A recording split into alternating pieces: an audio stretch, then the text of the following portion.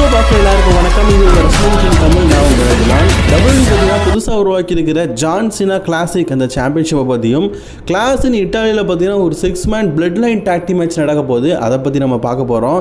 இதை தவிர்த்து ஆஸ்கா பார்த்தீங்கன்னா இப்போ WWE கான்ட்ராக்டில் தான் இருக்கிறாங்களாம். அப்போ ஏன் அவங்க WWE போனாங்க, இதுக்கான தெளிவான விளக்கம்லாம் நமக்கு கிடச்சிருக்குது. சரி, வாங்க வீடியோக்குள்ளே போகலாம். ஃபஸ்ட் டைம் சேனலுக்கு வந்துருக்கோங்க, சப்ஸ்கிரைப் பண்ணிக்கோங்க, பெல் ஐக்கானை கிளிக் பண்ண முடியுமா, தினமும் ஒரு ரெஸ்லிங் செய்யல தமிழ் மொழியில் தெரிஞ்சுக்கோங்க. முதல் செய்தி நம்ம யாரை பற்றி பார்க்கலாம் அப்படின்னு கேட்டிங்கன்னா, ஜான் சினாவுடைய கிளாசிக் சாம்பியன்ஷிப்பை பற்றி. ஜான் சினா என்ன சொன்னார், இந்த ஜான் சினாவுடைய கிளாசிக் சாம்பியன்ஷிப்பை நான் கொண்டு வர போகிறேன். இது மக்களுடைய சாம்பியன்ஷிப். நீங்கள் முதல்ல இந்த சாம்பியன்ஷிப் யார்கிட்ட இருக்குன்னு நினைக்கிறீங்களோ அவங்களுக்கு ஓட்டிங் பண்ணுங்கள். ஓட்டிங் பண்ணி இவர் தான் வெற்றியாளர் அப்படிங்கும் போது நான் அந்த சாம்பியன்ஷிப்பை அவன்கிட்ட கொடுப்பேன். அந்த சாம்பியன்ஷிப்போட பிளேயர் ஜான் சினா கிளாசிக் அப்படிங்கிற மாதிரி சொல்லியிருந்தார். சரி, ஓகே, இந்த சாம்பியன்ஷிப்புக்கான டோர்னமெண்ட் எதுவுமே நடக்கலையப்பா அப்படின்னு கேட்டிங்கன்னா, ஆல்ரெடி ஜான் சினா சொன்னது தான், மக்கள் இதை ஓட்டிங் பண்ணலாம். சரி, ஓட் பண்ணி ஒரு ஆள் சாம்பியன் ஆகி அதுக்கப்புறமா ஒரு டிஃபெண்ட் பண்ணுறதெல்லாம் ஓகே தான். இது ஏன் இன்னும் நடக்கலை அப்படின்னு கேட்டிங்கன்னா, ஆக்சுவலி WWE பெரிய லட்டா கொடுக்கல, பின்னாடி சொல்லியிருக்கிறானுங்க. அதாவது நீங்கள் ஓட்டிங் போடணும்னா துட்டு கட்டணுமா, துட்டு கட்டினா தான் ஓட்டு போட முடியுமா, ஓட்டு போட்டால் தான் வெற்றியாளர் யாருன்னு சொல்ல முடியுமா. அதாவது ஓட்டு போடுறதுக்கு காசு வாங்குவோம், நமக்கு இப்போ நம்ம அதுக்கெல்லாம் தெரிஞ்ச விஷயந்தான்.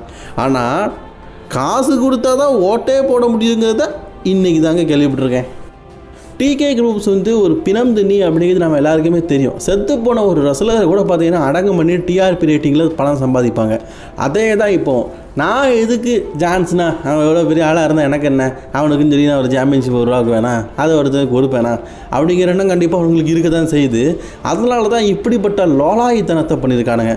ஏன்னா ஜான்ஸ்னா கிளாசிக் அப்படிங்கிற ஒரு சாம்பியன்ஷிப்பை கொண்டு வந்திருக்கானுங்கல்ல, அதான் அவனுங்க எல்லாரும் மாதிரியே நார்மலாக டோர்னமெண்ட் வச்சு அதில் வெற்றி பெறர் அப்படின்னு சொல்லியிருக்கலாம்.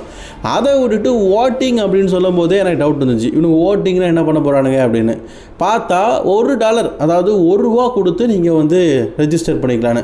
ப்ரோ $1 தானே ப்ரோன்னு கேட்டிங்கன்னா, $1 இந்திய மதிப்பில் $90 ப்ரோ. சரி, $90 தானே, ஒரு ஓட்டுக்கு $90 தானே கேட்டிங்கன்னா, கண்டிப்பாக ஒரு 5 மில்லியன் பேர் நீங்கள் ஓட்டு போட மாட்டீங்க. 5 மில்லியன்னா எவ்வளவு, 5 மில்லியன் கரெக்டு தானே. $1 ஒரு ஓட்டுக்கு ₹1 5 லட்சத்துக்கு 5 மில்லியன் கரெக்டு தானே. அதாவது நம்ம கோடி ரோட்ஸுக்கு ஒரு வருஷத்தில் சம்பளம் கொடுக்குறாங்க தெரியுமா, அந்த சம்பளத்தை இதில் டேலி பண்ணிடலாம். எவ்வளவு லோலாயுத்தனமாட்டு யோசிக்காருங்க பார்த்தீங்களா.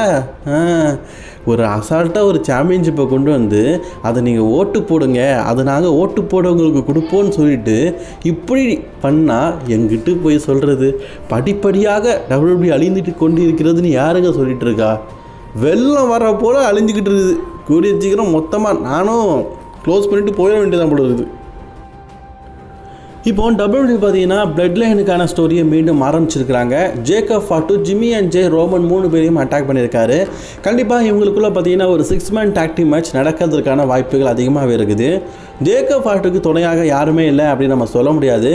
பிகாஸ் அவருடைய பிரதர் ஜானரி ஃபாட்டு இப்போ சரியாக இருக்கிறாரு. அதாவது ஜேக்கப் ஃபாட்டுக்கு கூட பிறந்த அண்ணன் ஜானரி ஃபாட்டு, அடுத்து இன்னொரு அண்ணன் இருக்கான், அவனை பார்த்தாலே பார்த்தீங்கன்னா மாமிசமாலமாக இருக்கும். அதுக்கப்புறமா பார்த்தீங்கன்னா இன்னொருத்தர் இருக்கார் சில்லா ஃபாட்டு. எல்லாமே ஃபேட்டுன்னே முடியுதில்லை. ஸோ இவங்க எல்லாருமே பார்த்தீங்கன்னா இப்போ ரெடியாக இருக்கிறாங்க. அவங்களில் யாராவது ஒருத்தரை மேபி டாக் டீமாக, ஒருத்தர் வேண்டாம் 2 பேர் வேணும்ல, ஏன்னா இங்கே ஊசோஸ் ரோமன் 3 பேர் இருக்கிறாங்க. அதே மாதிரி மேபி தனக்கான ஒரு டீமை கூட அவர் உருவாக்கலாம், சொல்ல முடியாது. ஸ்மாக்டவுன் சைடு பார்த்தீங்கன்னா இப்போதைக்கு டாமா டாங்கா மற்றும் சோலோ சிக்காவா ஃப்ரீயாக தான் இருக்கிறாங்க. அவங்களில் 2 பேரை சேர்த்துக்கிட்டு கூட இவர் ரெடி ஆகலாம். WWE எப்படிப்பட்ட பிளானை ரெடி பண்ணி வச்சுருக்கிறாங்க அப்படிங்கிறத வெயிட் பண்ணி பார்க்கலாம்.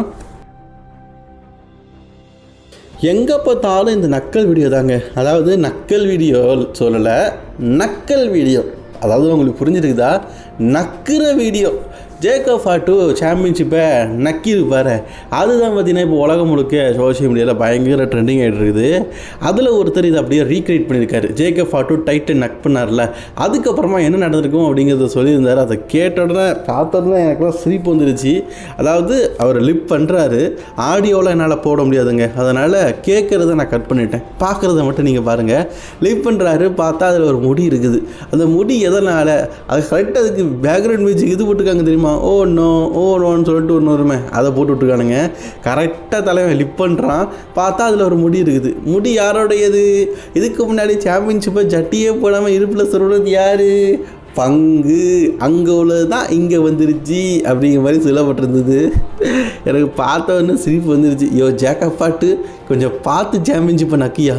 கண்ட இடத்துல இருந்த சாம்பியன்ஷிப்பு. ஆஸ்காவுடைய WWE கான்ட்ராக்ட் இருக்க தான் செய்தான். ஆனால் அவங்க தான் பார்த்திங்கன்னா விருப்பப்பட்டு போயிருக்கிறாங்களாம். ஆஸ்காவுக்கு WWEயில் பார்த்திங்கன்னா எந்தவித பிரச்சனையும் இல்லை. அவங்களுக்கு வந்து அமெரிக்காவில் இருக்கிறது அந்த அளவுக்கு பார்த்திங்கன்னா சூட்டபிள் ஆகலை. ஸோ அதனால் பார்த்திங்கன்னா ஒரு பிரேக் எடுக்கிற மாதிரி, அதாவது நான் வாரேன் அப்படின்னு சொல்லிக்கிட்டு தான் போயிருக்கிறாங்களாம். WWEலையும் பார்த்திங்கன்னா அதனால தான் இப்போதைக்கு ஆஸ்காவை வச்சு பெரிய ஸ்டோரி லைன் அப்படிங்கும்போது ஈயோ ஸ்கையை வச்சு ஒரு ஸ்டோரி லைன் இருந்தது. அதனால் பார்த்திங்கன்னா ஓகேன்னு சொல்லிட்டு அனுப்பியிருக்காங்க. பட் ஆனால் ஆஸ்கா தரப்புலேருந்து என்ன சொல்லப்பட்டிருக்குன்னா, இது அவங்களுடைய ரிட்டையர்மெண்ட்டாக கூட இருக்கலாம் அப்படின்னு. ரிட்டையர்மெண்ட் அப்படின்னா இதுக்கப்புறமா ரஸ்லிங்கே பண்ண வேண்டாம், கல்யாணம் பண்ணிவிட்டு குழந்தை குட்டியோட நல்லா இருக்கலாம்னு நினைக்கிறாங்க அப்படி இருக்குது. ஆஸ்காவுக்கு ஆல்ரெடி பார்த்திங்கன்னா 45 வயசு ஆயிடுச்சு. இதுக்கப்புறமா கல்யாணம் பண்ணி குழந்தை போய்டுறதுக்குள்ளே 60-70 வயசு ஆயிரும். அதனால் மேபி பார்த்திங்கன்னா இதுக்கப்புறமா வந்து நம்ம ரஸ்லிங் பண்ண வேண்டாம் அப்படிங்கிற முடிவு எடுத்துருக்குறாங்கன்னு நினைக்கிறேன். சரி, வெயிட் பண்ணி பார்ப்போம். பொதுவாகவே ஜாப்பனீஸ் ரஸ்லர்ஸ் நிறைய பேர் நான் பார்த்துருக்குறேன் 50 வயசு 55 வயசில் தான் கல்யாணம் பண்ணுறாங்க. ஏன்னா அவங்களுக்கு மேக்ஸிமம் 50-55 வயசு ஆனால் கூட 30 வயசு பொண்ணு மாதிரி தான் இருக்கிறாங்க. அதனால தான் நிறைய பேர் அப்படி பண்ணிட்டு இருக்கிறாங்க. மேபி ஆஸ்காவும் 50 வயசுல கல்யாணம் பண்ணதுக்கு ரெடியாக இருக்கிறாங்களோ. ஒரு ஹார்ட் டச்சிங்கான ஒரு சீனை பார்த்தீங்கன்னா நான் இப்போ சமீபத்தில் பார்த்தேன். ஆக்சுவலி நீங்கள் வந்து இப்போ சமீபத்தில் தானவசன் மினி தானவசன் கூட நிறைய பேர் பார்த்தீங்கன்னா கும்மி அடிக்கிற வீடியோலாம் பார்த்துருப்பீங்க. ஆக்சுவலி அந்த குட்டி குட்டி ரஸ்லர்ஸ், அவங்கெல்லாம் ரஸ்லர்ஸ் நிறைய பேர் கிடையாது, குட்டி குட்டி மனிதர்கள் எல்லாருமே சோஷியல் மீடியாவில் அவங்களுடைய திறமையை காட்டி வந்தவங்க தான். அந்த வகையில் ஒருத்தர் வந்து எடுத்துருக்குறாங்க. ஆக்சுவலி இவர் தான் அவர். நான் உங்களை காட்டுறேன் பாருங்கள், ஸ்க்ரீனை பாருங்கள். இவர் தான் இந்த குட்ட மனிதனாக பார்த்தீங்கன்னா தானவசனாக வந்தவர். இந்த குட்ட மனிதனுக்குள்ள ஒரு பெரிய ஃப்ளாஷ்பேக்கே பார்த்தீங்கன்னா அவரோட சோஷியல் மீடியாவை பார்த்தா தெரியுது. ஆக்சுவலி அவர் வந்து பார்த்தீங்கன்னா ஒன்றுமே பண்ண முடியாது அப்படின்னு சொல்லிட்டு இந்த சோஷியல் மீடியா சொல்லும்போது, ஒரு ரஸ்லராக நான் வந்து இப்போ முன் வந்து நின்றுருக்கிறேன், அதாவது கட்டையாக இருந்தால் நீங்கள் எதுவுமே பண்ண முடியாதுன்னு சொன்ன நிலையில் நான் வந்திருக்கிறேன் அப்படின்னு சொல்லியிருக்காரு. அது மட்டும் இல்லாமல் இதெல்லாம் எதுக்காக பண்ணுறீங்க, இப்படி காஸ்டியூம் போட்டு WWEயில் போய் சண்டை போடுறீங்க அப்படிங்கிறதுக்கு அதுக்கான விளக்கத்தை அவர் சொல்லியிருக்காரு. அதாவது நான் வந்து கட்டையாக பிறந்துட்டேன், பட் ஆனால் என்னுடைய பெண் குழந்தை வந்து கட்டையாக பிறக்கல, இது என்னுடைய குழந்தை, இதை நான் வளர்க்கணும், அந்த குழந்தைக்காக நான் வந்து என்ன வேணாலும் பண்ணுவேன் அப்படின்னு சொல்லிட்டு அவருடைய சோஷியல் மீடியாவில் பார்த்தீங்கன்னா அதை அப்லோட் பண்ணியிருக்காரு. அவருடைய சோஷியல் மீடியாவை எல்லாத்தையும் பற்றி பார்க்கும்போது கட்ட மனிதனாக இருந்தால் என்ன ஒன்றும் பண்ண முடியாதா, அது அப்படி இருந்தும் நான் சாதிப்பேன் அப்படிங்கிறத பற்றி தான் சோஷியல் மீடியாவில் முழுக்க சொல்லியிருக்காரு. எனக்கு உண்மையிலேயே அதை பார்த்த உடனே ஹார்ட் டச்சிங் ஆகிடுச்சு கைஸ். இந்த மனுஷனுக்கு ஏதாவது சப்போர்ட் பண்ணணுன்னா அவர் ஒரு ஃபாலோ பண்ணிக்கோங்க. இதுக்கப்புறமா WWE பார்த்தீங்கன்னா இந்த மாதிரி, அதாவது TKO குரூப் சில விஷயத்தில் எனக்கு பிடிக்கல அப்படின்னாலும் இந்த மாதிரி அவங்களுடைய என்டர்டெயின்மெண்ட்டுக்காக இந்த மாதிரிப்பட்ட கொஞ்சம் கட்டையாக இருக்கிற மனிதர்களுக்கு ஒரு வாய்ப்பு கொடுத்து அவங்கள பார்த்திங்கன்னா இந்த மாதிரி ட்ரீட் பண்ணுறது நல்ல விஷயமாக தான் தெரியுது. உங்களோட கருத்துக்களை கமெண்ட் பண்ணிக்கோங்க. அண்ட் இன்றைக்கான செய்திகள் அப்படி தான் பிடிச்சிருந்தா லைக் ஷேர் பண்ணிக்கோங்க. தொலைதொரிய பக்க சேனலை சப்ஸ்கிரைப் பண்ணிக்கோங்க.